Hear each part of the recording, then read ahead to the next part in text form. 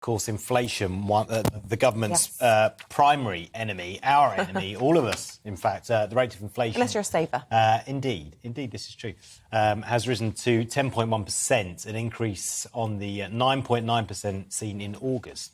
Yeah, economics commentator Laurie Laird's here to talk us through what all of that means. And I was talking about interest there, so I don't know what I was saying about inflation. So the breaking news, risen to 10.1% in September, up from 9.9% in August. Is that worse than we were expecting? It's exactly what we expected. We didn't get a new high. We're matching the high we saw in July. But it's still, you never want to see inflation in double digits.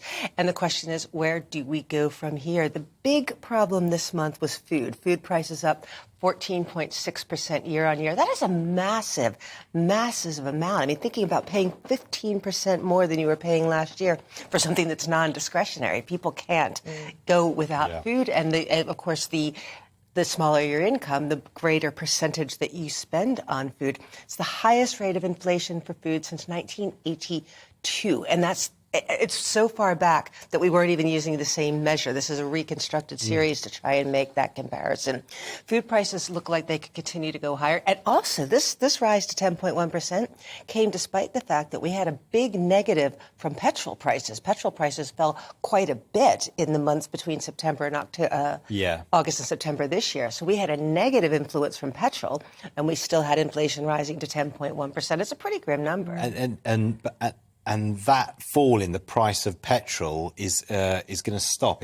They're expecting it to rise again, aren't they? Because OPEC cut production. Is that right? Yeah, I don't think we'll see the violent movements that we have seen since the invasion of Ukraine. When OPEC cut their production, the rise in crude oil came up, but it wasn't anything as dramatic as we saw, say, between February and March at the initial stage of the invasion. But yes, petrol prices will always be volatile. Yeah. So what will the Monetary Policy Committee make of all of this? They're obviously assessing at the moment where they're going to go with interest rates at the beginning of November. And, do we feel like we're getting close to a peak on inflation? I think this will be looked at as an old number for the MPC. I mean, they'll certainly be looking at what the government decides to do with re-rating pensions, because as one of your guests said earlier, these September data are what the government uses to lock in pensions from next April. You've heard the term the triple lock. Yes, yeah. That's the government's pledge to lift pensions by either 2.5%, the rate of inflation, or the rate of earnings. The rate of earnings is just about 6%. Is the government going to stick to that? We heard yesterday that maybe Liz Truss may abandon that promise as well. The MPC will be looking at that. Is the government going to stick to re-rating pensions by 10%? That will be a factor. But they are going to be a little bit confused because we have this U-turn on taxes. The Bank of England was very, very worried about those promised tax cuts. That could be inflationary. If you give rich people more money, they might just go and spend it. That can become inflationary. That looks less likely to happen. But the MPC will also be wondering about the energy price guarantee. We don't know where that goes after April. Does that mean that inflation will be higher because we'll be paying more to heat our homes? They won't know what to do with that because we don't have that much information yet. So we were expecting at least 10%. It's 10.1%, the overall inflation rate. Are we about where we should be? Where we thought we would be, rather? This is in line with expectations. I think where you may be going with this, I think where everyone is going with this is, have we hit the peak? And that is kind of unclear. Certainly the behavior of food prices is concerning. I don't think we've seen a peak there. Energy, difficult to assess, but it doesn't look like that's going up as dramatically as it was. But as for picking a peak, too difficult to say yet. One thing in these numbers, though, I'm sorry to interrupt you, that struck me. So I've been keeping an eye on rents because we're seeing all this anecdotal evidence, particularly for those of us who live in London, about, 30 times as many people going to view one two-bedroom flat. That anecdotally we're hearing rents are going up. That's not showing up right now in these data. Rents are rising about 4% at an annual rate. They've been rising at about that amount over the past couple of months. But I think that's what we keep our eye on. As mortgage rates increase, if you have people in buy-to-let properties, will their rents increase in line with that higher mortgage rate? And I think that's something to keep an eye on. We've got a house buyers index. I'm trying to look what the title of it is being announced as well. So the house price index is going to be revealed later today, isn't it? So that's not just about, I suppose it is linked to rental because, landlords put up prices as well. Absolutely. That number, be careful with that one. That one's a month It's lagged. It's not as up to date. So we'll be looking at, where are we? August data on the house price index. I mean, always worth keeping an eye on, but that's not as up to date as you tend to see on this. OK, we've got actually something fresh in from Jeremy Hunt on those inflation figures. So just showing quite how proactive our new Chancellor is. This has just landed in my inbox. I understand that families across the country are struggling with rising prices and higher energy bills. This government will prioritise help for the most vulnerable while delivering wider economic stability and driving long-term growth that will help everyone. He goes on to say, we've acted decisively to protect households and businesses from significant rises in their energy bills this winter, with the government's energy price guarantee holding down peak inflation.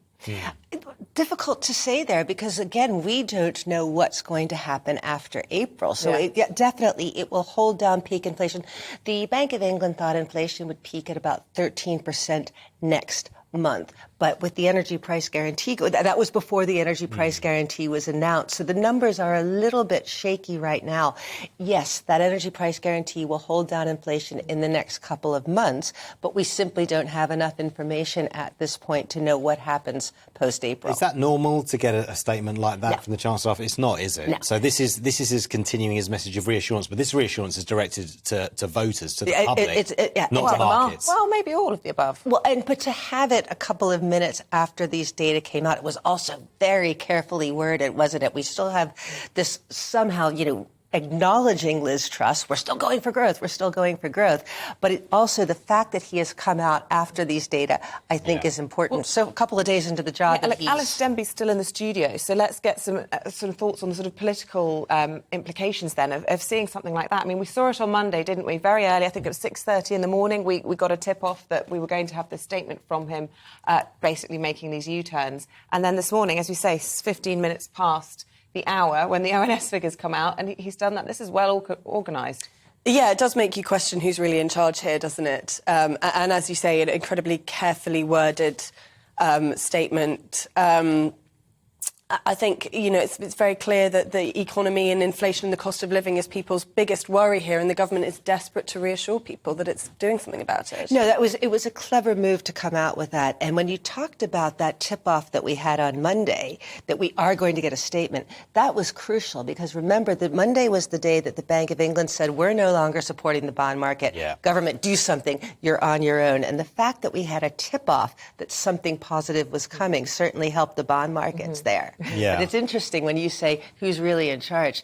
Is it? I mean, is there a question there? Yeah, because it feels like Jeremy Hunt is driving this message of reassurance to everyone, to the country, to the economy, to the markets, to voters. And Liz Truss, she's done an interview, a few tweets, not much else. Yeah, and I think he's very much speaking to the markets as well. He's appointed this Council of Economic Advisors. He's very clear that he's going sort of straight back to what we might call the economic orthodoxy after this experiment with more radical economics. I suppose a broader economic challenge here, though, is how we do get that long-term growth. Obviously, we've had these, we've rolled back a lot of the growth plan, but long-term, this is disastrous for our tax competitiveness, for example. We've got some a report coming out today from the Centre for Policy Studies showing that the UK, with this corporation tax rise going ahead, is going to drop to the 33rd most tax competitive country, down from the 26th. How do you get long-term growth when we're in this position? I would argue that it's not just the tax rate, because corporates were not bursting. They were not climbing the walls, clamoring, saying, please cut taxes. The biggest problem corporates will be this feeling that there is no certainty in taxes. Could this be could this be rolled back if we have another person at the top of the Conservative Party, which isn't, completely out of the question? What happens if there's a general election earlier than we think there may be? It's that uncertainty, that inability to plan, I think, that really scares corporates away. And threats of windfall taxes, of course, as well, on both energy companies and the banks. Absolutely. Well, and that goes to the same thing. We don't know what's going to happen. What's the tax regime look like? That's pretty scary. Yeah. Laurie, Alice, thank you very much Great to get for your thoughts and analysis